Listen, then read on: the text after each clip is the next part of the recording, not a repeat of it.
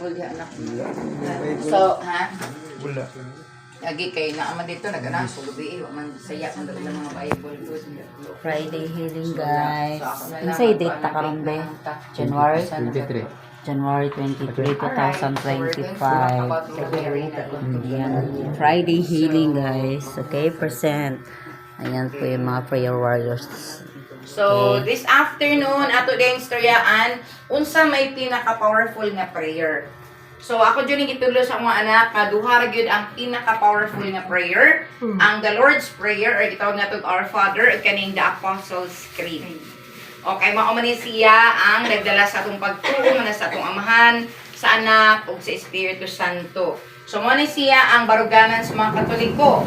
Una gyud mag-make sign of the cross, nga naman kung Yes, importante ang amen. sign of the cross, pero kini sa rin tinuan ang sign of the cross daw, kung ina ng buhaton, kilatan daw sila.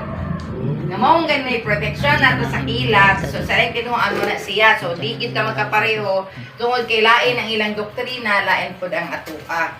So there is Our Father, the Lord's Prayer, importante kay ni siya kay si Jesus Christ mismo ang nagtudlo na to ani. O biblical ni siya, dili ni prayer nga pareha ng ubang prayer na to, di ba? Gigama ra man sa atong simbahan.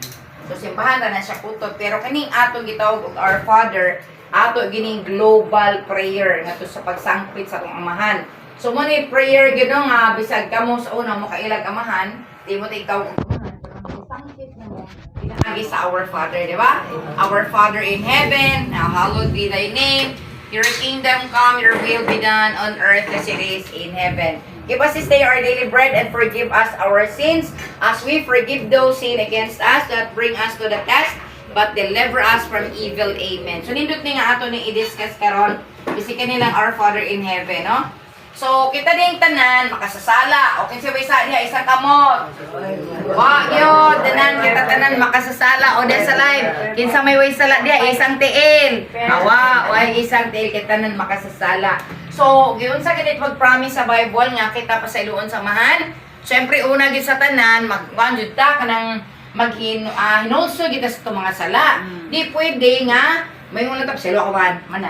Okay? So, kinana naagi pag hinulsol. Mo kinina naatay pray before sa confession ang act of contrition. So, mga iyutag ko sa ilo sa itong mga sala, niya mo promise kita nga din na nausbon. Pero kay tao raman ta, mausab man gihapon. So, hinana na siya. And then, muna una, maghinulsol para kita pa sa ilo. Pero, naagya po na ibabag, kaya bisag maghinulsol pa ta, niya itong silingan na itong gikalagutan, no, na ito pa sa ilua. So, maglagot ito sa naong nila kay Maritisunta, o niya,